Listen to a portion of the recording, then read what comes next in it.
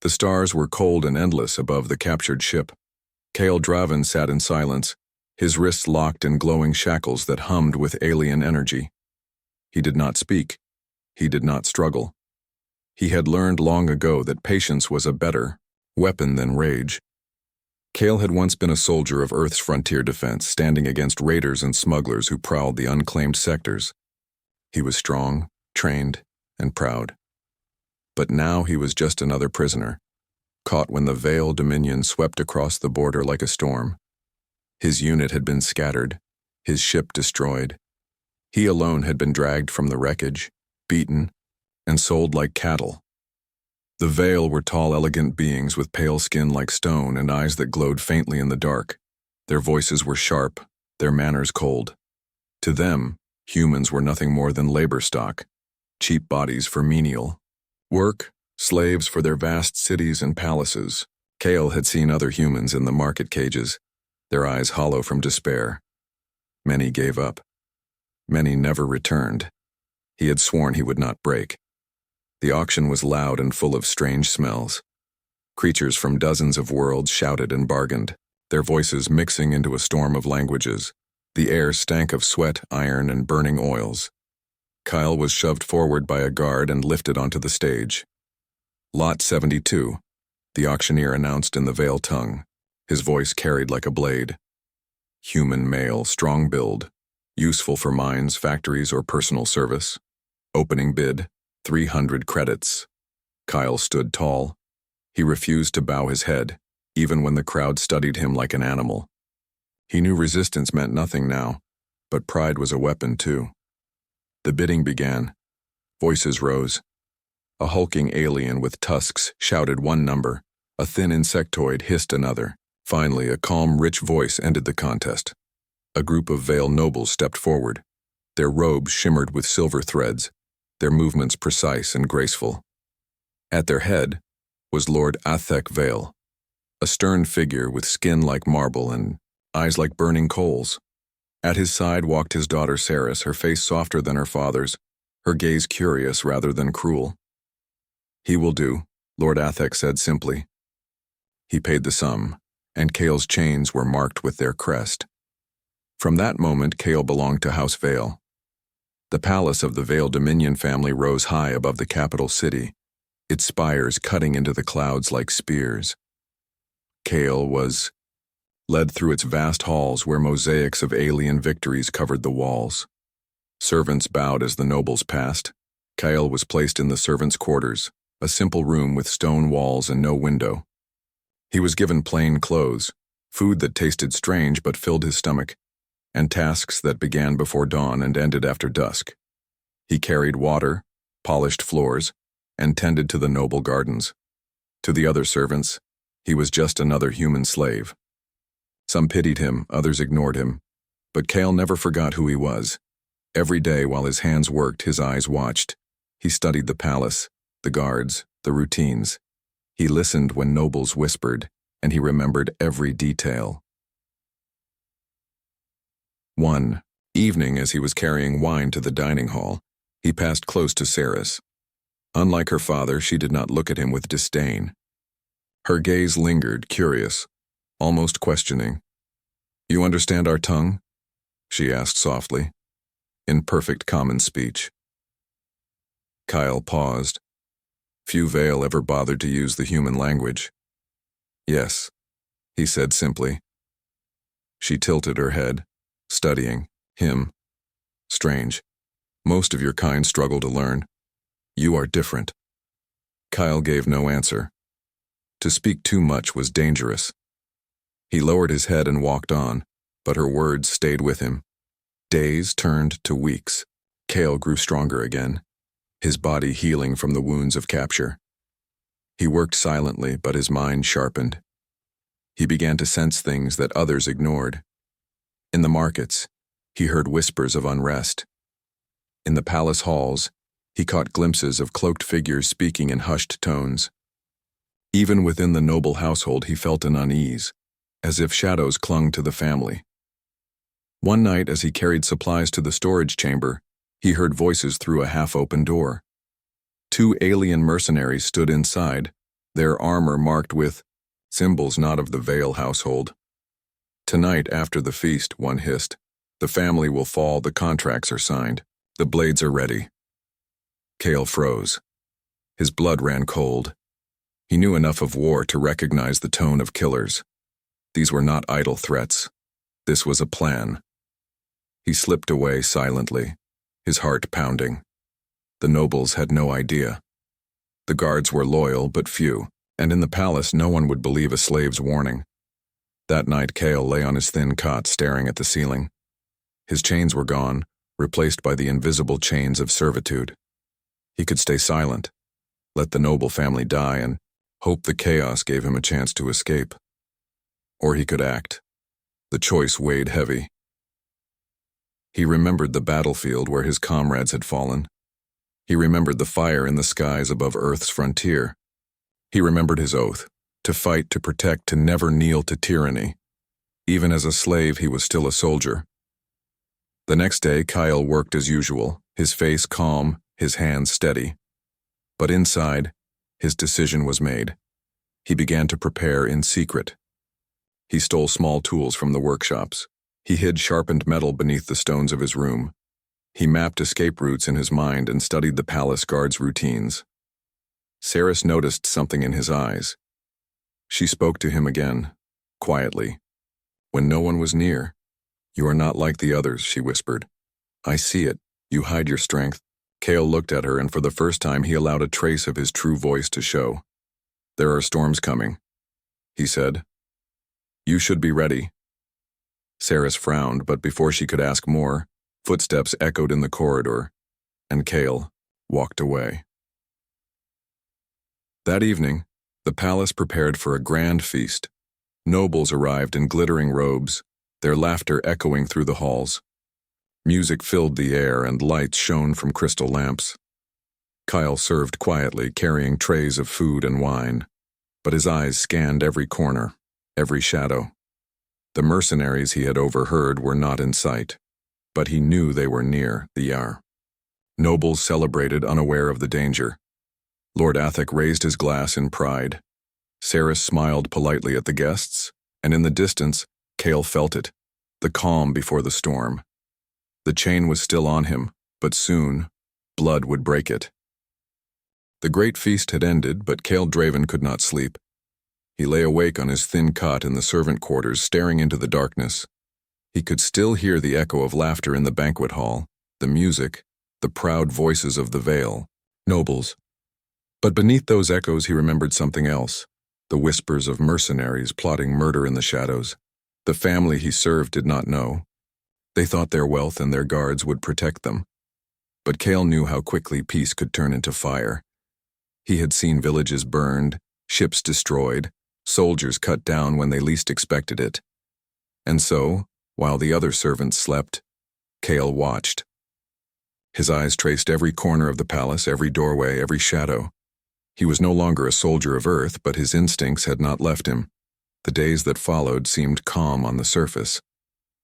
Cale carried water, polished floors, and served wine at the tables. The nobles spoke of politics, trade, and festivals. The younger servants gossiped about fashion and rumors from the city. But Cale noticed things others ignored. A guard who once stood proudly now looked nervous, his hand twitching, near his weapon. A cloaked visitor arrived at night and left before dawn. Strange marks appeared on the palace gates, quickly erased but not forgotten in Cale's memory. The danger was drawing closer. Saris, the daughter of Lord Athic, began to notice him more often. She was unlike her father. While Lord Athic walked with the pride of an emperor, Saris was quiet, thoughtful, and curious. She often wandered the palace gardens where Cale worked trimming the alien plants. One evening she paused near him, watching as he carefully shaped a glowing vine that curled around a marble column. "You work with patience," she said softly. Cale glanced at her but said nothing. He trimmed another leaf, steady and calm. Saris tilted her head. "Most humans I have seen rush their work. You are different. You move as if every action matters." Cale finally spoke, his voice low. "Every action does matter. She studied him, her pale eyes shining in the fading light. "You are not like the others," she said again, echoing her earlier words. "There is something hidden inside you, I can feel it." Cale did not answer. To reveal too much was dangerous.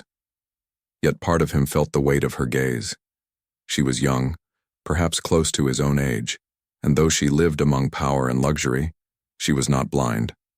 She saw more than others. The following night, Cale was ordered to serve drinks at a private dinner. Lord Athek sat with his closest advisors, their voices sharp and full of arrogance. They spoke of trade wars, rival houses, and secret alliances. Cale moved silently, pouring wine, placing dishes. He was invisible to them as all slaves were. But he listened. He always listened. One advisor leaned close to Lord Athek. "The Dominion grows restless. There are whispers that your rivals wish to remove you. You must strengthen your guard." Lord Athek waved his hand dismissively. "Let them whisper. None would dare strike openly. My position is secure." Kyle's jaw tightened. He knew the arrogance of commanders who thought themselves untouchable. He had seen them fall first. Later, as he carried the empty dishes away, Saris caught his eye. She had been quiet through the dinner, but her gaze lingered on him. She knew he had heard everything. In the servant quarters, whispers spread. Some said new guards would arrive soon. Others said the nobles planned to travel to the capital world for an important council. But Cale knew the truth was simpler. The family was already marked for death. The enemy was only waiting for the right moment. He began to prepare quietly. He sharpened scraps of metal until they became small blades. He memorized the hidden passages of the palace, the weak points of the gates, the blind spots of the guards. He moved like a shadow, unnoticed, but always ready. Still, a thought weighed on him. Should he warn them? Would they even listen to a human slave? Or would they laugh and dismiss him?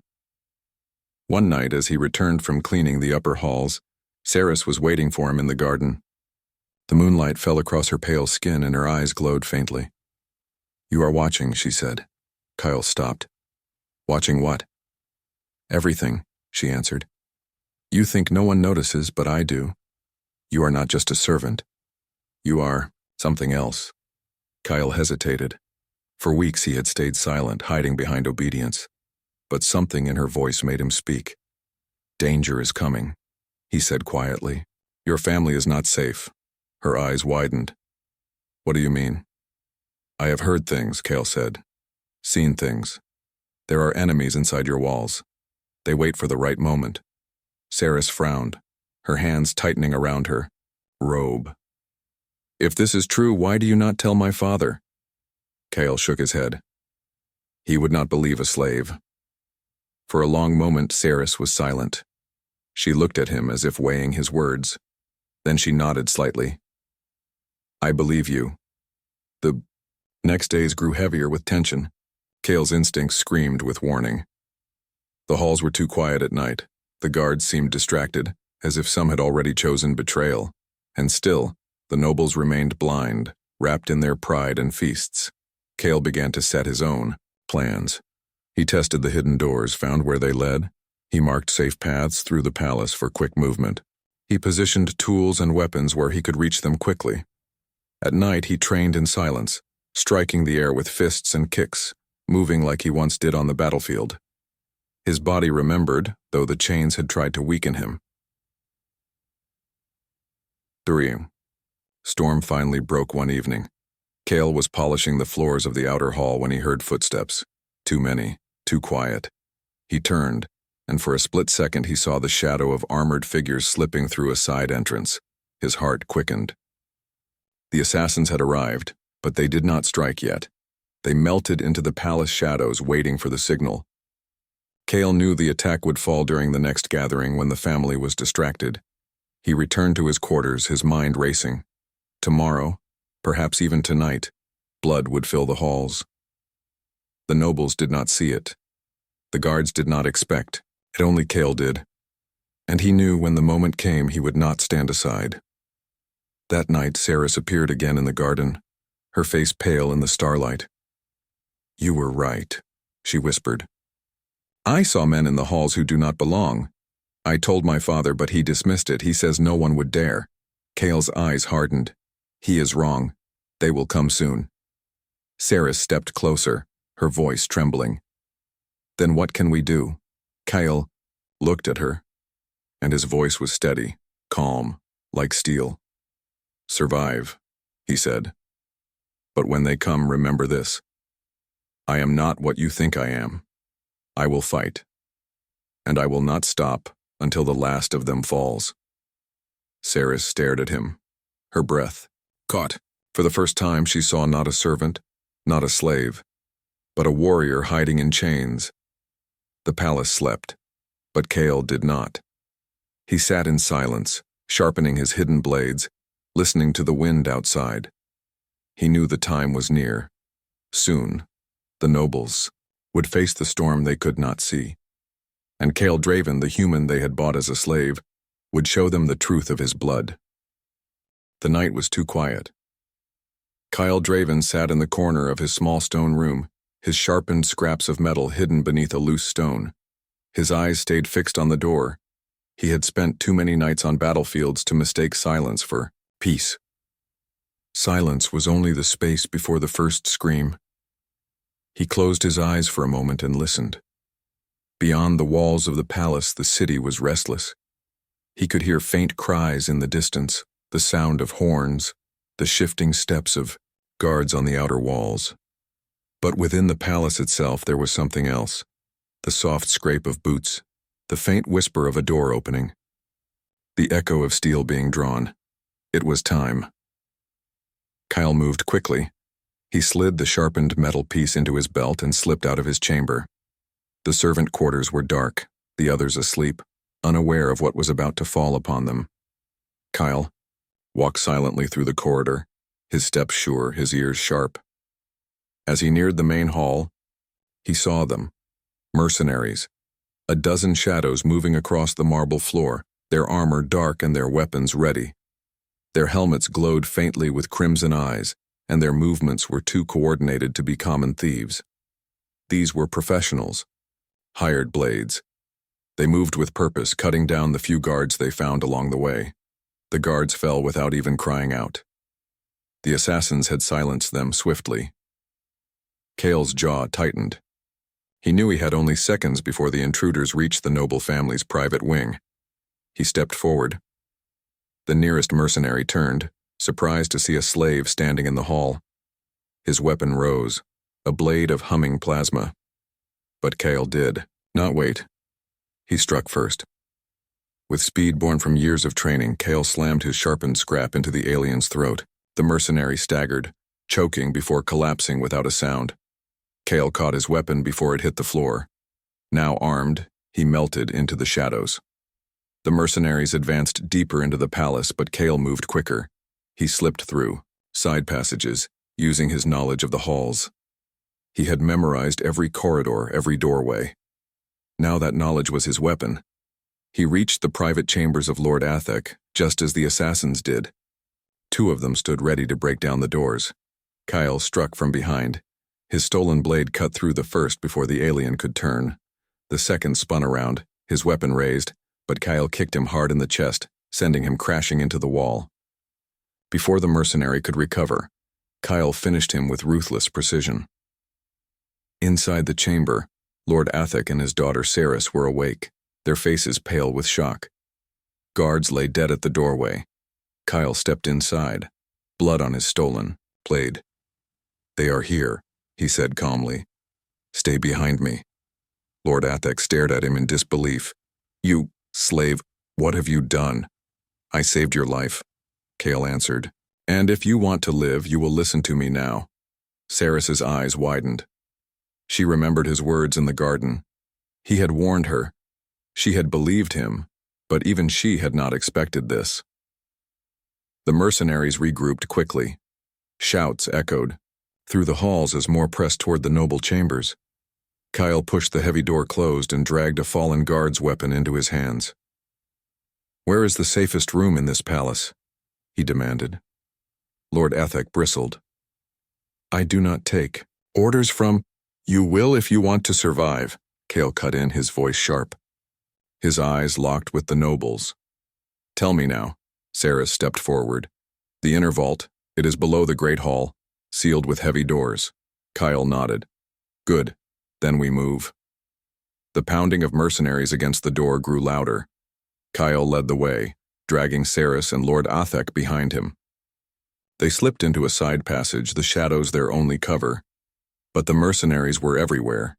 In the corridor ahead, 3 of them appeared, their eyes burning red through their helmets. They raised their weapons, ready to strike. Kyle did not hesitate. He charged. His stolen blade cut low, sweeping one off his feet. He smashed another into the wall with sheer force, breaking the alien's armor. The third swung at him, but Kale ducked and drove his blade upward, ending the fight in seconds.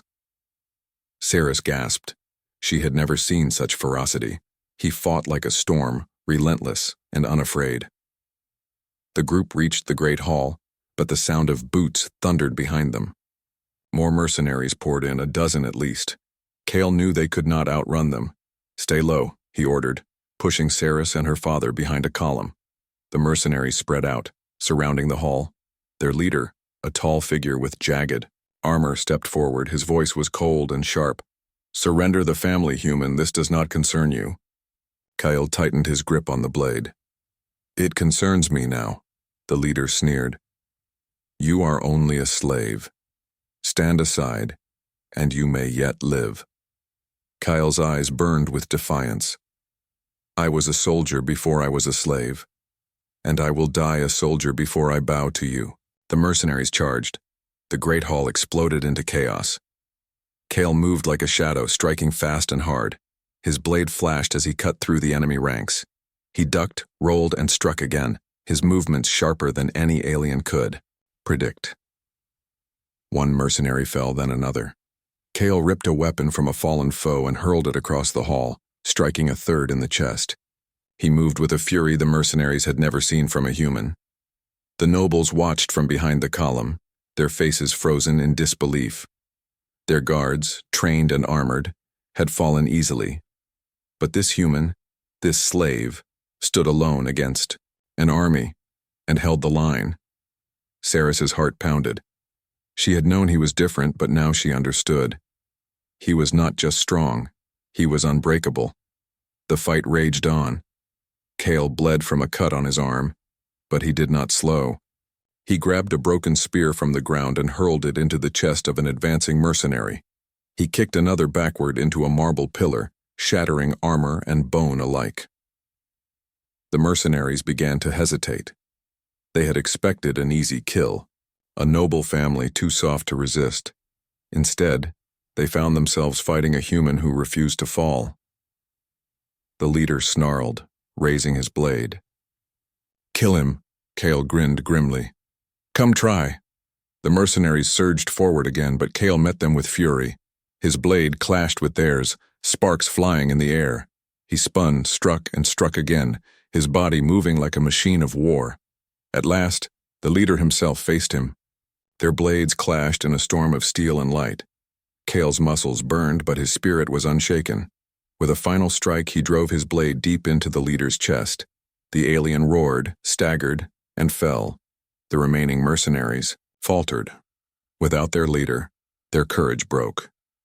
They retreated, dragging their wounded with them, their shadows fading into the night.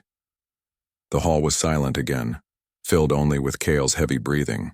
He stood surrounded by bodies, his blade dripping with blood. Sarah stepped forward slowly, her eyes wide. You saved us. Kyle turned to her, his expression calm despite the battle. It is not over. They will return, stronger. You must prepare. Lord Athek stared at him, his pride cracked by what he had witnessed. The noble had seen his guards die, his wealth prove useless, but he had also seen one human, one slave, fight like 100 soldiers. You, the noble whispered. What are you? Kyle's gaze was steady. I am human. Remember that. That night, as the bodies were cleared and the halls repaired, whispers spread through the servants and guards. They spoke of the human who had stood alone against an army. But Kale did not seek praise. He returned to his small chamber, his blade hidden once more. He knew this was only the beginning. The mercenaries had failed, but they would not stop. They would return, and next time they would come in greater numbers. Kale had bought the noble family's lives for one night, but soon more blood would be needed. The morning after the attack, the palace was a ghost of its former self. Marble floors were scarred, furniture broken, and the air still smelled faintly of smoke and iron. Servants whispered behind closed doors, and guards patrolled in tighter formations than ever before. Yet the nobles carried themselves as if nothing had happened, their pride still unbroken. Kale Draven moved through the halls silently, his eyes sharp and alert. His arms ached from the night's battle, and his clothes were torn and stained with blood. But he did not rest. Every wound he carried was a reminder. The danger had not passed. The mercenaries would return, and the noble family's enemies would not wait long. He approached Ceres in the garden, where she paced nervously, her face pale in the morning light. "They will come again," Kyle said quietly. "Stronger. With more weapons and more death." Ceres stopped, her eyes wide. "How do you know?" Kyle leaned against a tree, examining the patterns of the morning sun. "I have seen men like them before. They strike once, test their strength. Then they gather more. They think they can crush us easily, but they underestimate humans. They always do," she frowned. "What can we do?" Kyle's gaze hardened. "We prepare, we fight, and if they come, we do not run." The first step was securing the palace. Kyle walked the walls, checking gates, corridors, and hidden passageways. He found weaknesses where even the guards did not notice. A loose stone, in a wall, a hidden balcony, a thin beam over a hallway. Every detail could be used as a weapon, every shadow as cover. He gathered the remaining guards and servants who were willing to listen. At first they hesitated. They had seen a human fight before, but it seemed impossible. How could one man face dozens of trained mercenaries? Kale demonstrated. Using a simple wooden staff, he moved faster than anyone could follow, striking and blocking with precision. He explained tactics, escape routes, and traps. Slowly, fear turned into determination. The humans and aliens who followed him began to realize that he was not just a slave. He was a soldier who could turn the palace into a fortress. Even Ceres began to train under his guidance, learning how to move silently, hide, and use simple tools as weapons. She watched him, fascinated by his discipline and courage. Kyle was not cruel or arrogant. He taught without pride, and his determination inspired them all. By nightfall, the palace was transformed. Kyle had set traps, hidden weapons, and reinforced doors. Servants learned to move quietly and signal each other with subtle gestures. Guards who had doubted him now looked to him for orders, following every instruction as if their lives depended on it, because they did. Kyle sat in the shadows, watching the city beyond the palace walls. He could feel it in his bones. The next attack was coming soon, and he was ready. The first sign came with a scream. A lone mercenary had slipped past the outer defenses, careless in his arrogance. Kale moved instantly, striking from the shadows. In seconds, the intruder was down, his body hidden in a dark corner of the hall. The others would notice soon. Kale had no time to waste. He positioned himself at the main hall's entrance, where the first wave would inevitably arrive. His eyes scanned every approach, every shadow, every angle. The palace had become a trap, and he was the master of it. When the first group of attackers arrived, they moved confidently, expecting an easy fight. Their leader stepped forward, a tall figure with jagged armor and glowing eyes. Kale did not wait. He struck first. His movements were precise, almost impossible to follow. He rolled under swinging blades, kicked one attacker into a wall, and sliced another with his hidden knife. Each strike was quick, deliberate, and deadly. The mercenaries faltered. They had faced humans before, but never one like this. This was not fear, It was blood and fire. Kyle fought with a controlled rage, a storm of calculated strikes, each one pushing the enemy back, each one breaking their formation. The battle grew louder as more intruders poured into the palace. Kale used the traps he had set, stones rigged to fall, hidden ropes to trip attackers, doors that swung shut to isolate groups of mercenaries. Chaos became his ally. The nobles watched from the upper balconies. Cerys's hands were clenched, her face pale. Lord Athek, though proud, could not hide the awe in his eyes. The human they had bought as a slave was now their shield, their weapon, their protector. Kale moved through the great hall like a shadow, his body a blur. Each mercenary who thought themselves strong fell in seconds. Those who survived fled, confusion and fear replacing their confidence. Blood ran in the hall, but Kale's spirit did not waver. He fought with every ounce of his strength, pushing beyond pain, beyond fear. He remembered every battle he had ever fought, every friend he had lost. He would not fail. Not tonight. In the chaos, Kyle noticed a small group of mercenaries moving toward Cerys. Without hesitation, he sprinted, tackling the lead attacker and driving the others back. His body moved as if it knew the outcome before he acted. Cerys watched frozen as Kale disarmed two men, threw one into a column, and blocked another's blade with his forearm. He turned to her, nodding quickly. "Go! Now!" She ran to a safe room, her heart pounding, and Kale returned to the fight. The mercenaries regrouped and attacked again, but Kale had anticipated them. He led them into a narrow hallway where their numbers were useless. One by one, he took them down, using walls, doors, and even furniture as weapons. By the time the last attacker fell, the hall was silent except for Kale's breathing. He stood, over the bodies, exhausted but undefeated. When the nobles emerged, they were shaken but alive. Lord Athek's face was pale, his pride humbled. Cerys ran to Kale, her hands trembling.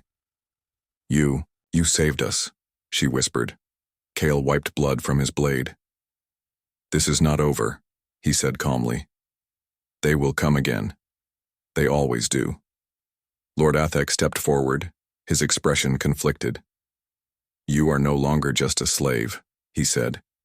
"You are remarkable. I do not know how to repay you." Kyle shook his head. "Do not repay me. Survive. That is enough." The nobles realized then that this human was not to be underestimated. They had bought him as property, but in truth, he was their protector, their shield, and perhaps the only thing standing between them and death. The city beyond the palace walls was still restless. Kyle knew that other enemies would hear of the failure tonight. They would come with larger forces, with more cunning, with fire that could burn the palace to the ground. But Kale was ready. He spent the next hours reinforcing defenses, tending to minor wounds and teaching the nobles and guards how to survive another night. Even Cerys learned quickly, her courage growing with every lesson. Kale moved with precision like a storm moving silently through the halls. He understood that survival was not about hiding. It was about controlling every moment, every movement, every strike. By dawn, the palace was ready. Traps were set, escape routes marked, and the remaining mercenaries outside would find no easy entry. Kyle had transformed a palace into a battlefield where he was the master, and if the enemy returned, as he knew they would face a human who had already turned blood and fire into weapons of survival. That night, Kyle stood on a balcony, overlooking the city. The stars were cold above and the streets below were quiet. For a moment, he allowed himself to breathe, to feel the calm before the storm. Cerys approached him quietly. "I don't know how you do it," she said softly. "You are unstoppable." Kale looked at her. "I am not unstoppable. I am human, and humans endure. We survive when others fall. We fight when others flee. That is what makes us dangerous." She nodded slowly, understanding more than words could express. The palace behind them had been tested by fire, and it had survived because one human refused to kneel. Kale Draven had bought them time with blood, and the next wave would test him further. But he would not fail, not tonight, not ever. The palace was quiet, but Kale Draven knew better. True calm never existed in the heart of war. The first wave of mercenaries had been repelled, but their failure would only make the next attack more dangerous. Kale's body ached from constant vigilance, yet his mind was sharper than ever. He moved through the halls, checking every corner, every passage, every weak point. The palace had been fortified, but humans and aliens alike now relied on his knowledge, his instincts, and his skill. He had become the quiet commander, the hidden force that held life together in the shadow of death. Saris followed him, carrying a small tray of water. Her hands shook slightly, but her eyes were steady. She had learned much from Kale, more than any teacher could give. Her respect for him had grown into something deeper, a trust that no human or alien had ever earned. "You must rest," she said softly. "You have fought for nights without end." Kyle shook his head. "Rest is a luxury we do not have. They will return, and when they do, we must be ready." The first sign came at dawn. Scouts from the rival Dominion House had appeared outside the city, signaling with flares. They brought not just mercenaries, but fire, siege engines, and warriors from multiple alien races. Kyle studied the flares through the balcony, calculating the strength of the approaching army. "They have learned," he said quietly to Saris. "They think the first attack failed. Now they come with more." Lord Athek joined them, his pride tempered by the events of the previous nights. "How many do you think?" he asked, his voice low. Kyle did not answer. Numbers did not matter. Skill, planning, and determination mattered. "Enough to test us," he said, "and enough to fail if we are smart." Kale gathered the nobles, guards, and willing servants in the inner hall. He laid out a plan that relied not on strength alone, but on strategy. "We cannot match them in open combat," he said. "Too many. Too strong. But we can control the battlefield. We know the palace. They do not. Every corridor, every trap, every shadow is ours. We use it." The nobles looked skeptical. They were proud, powerful, but they had never fought like this. They were accustomed to commands and obedience, not raw survival. "I will lead," Kale continued. "Follow my orders exactly. Move quickly, strike precisely, and never hesitate. Hesitation is death." Even the guards, seasoned soldiers of the palace, nodded. They had seen Kale fight before. They knew now that he was not just a slave. He was their shield, their sword, and the force that could turn despair into hope. Saris met Kyle's gaze. "I will stay with you," she said. "I will do what you tell me." Kyle gave a faint nod. "Good. Stay sharp, and trust your instincts." The enemy arrived at dusk. Their forces were larger than the first wave, and their confidence was stronger. They believed the human slave could not possibly stand against them again. They were wrong. Kale moved through the halls with precise efficiency, directing guards to hold choke points, signaling servants to prepare traps, and positioning the nobles in safe zones. Every step, every sound, every shadow was accounted for. When the first wave of attackers entered the palace, they were met not by fear, but by calculated resistance. Hidden pits opened beneath their feet. Narrow corridors funneled them into small groups, and sharpened spikes struck from the walls and floors. The mercenaries had expected chaos, but instead found a carefully prepared battlefield. Kale struck first, moving like a shadow, cutting through the nearest soldiers with precision. He was everywhere at once, blocking attacks, disarming opponents, and pushing the enemy back toward the narrow corridors he had chosen. The fight raged across the palace. For the first time, the nobles and guards fought alongside Kale, learning quickly from his example. Saris moved silently behind him, using the skills he had taught her to disarm attackers and signal escape routes. Each human and loyal alien under Kale's command became more than they had ever thought possible. Kale's presence inspired them. Where panic might have spread, order now took root. Where hesitation could have cost lives, determination flourished. And in the heart of battle, he became something more than a man. He became a symbol of human strength, cunning, and endurance. The enemy faltered.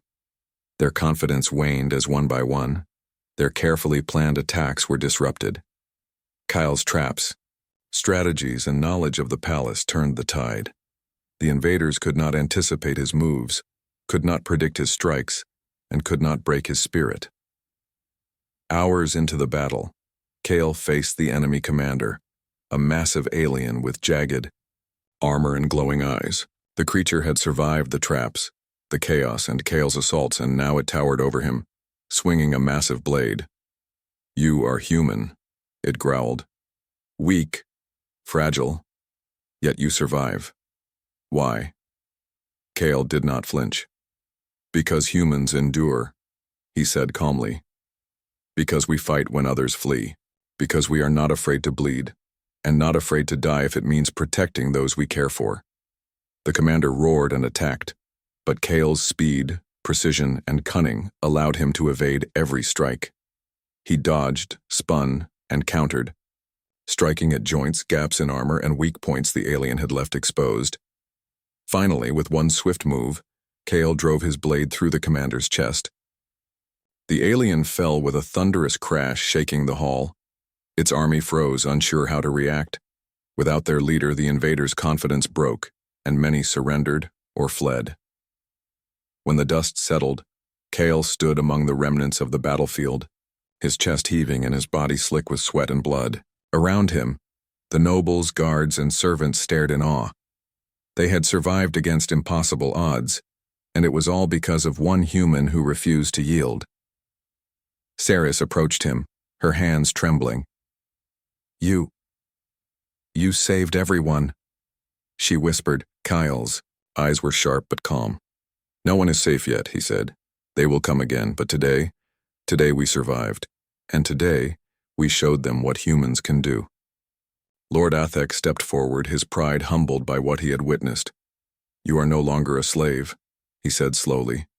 "You are extraordinary. You have turned our weakness into strength." Kale nodded. "Do not forget it.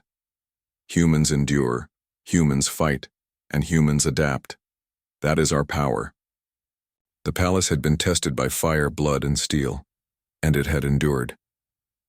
The nobles had seen firsthand that the human they had bought as a slave was unlike any other creature they had encountered. He was not just strong or skilled. He was clever, fearless, and relentless.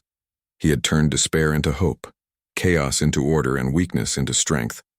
Word would spread of this battle. Across the Dominion, others would hear the tale of the human who had faced an army and emerged victorious.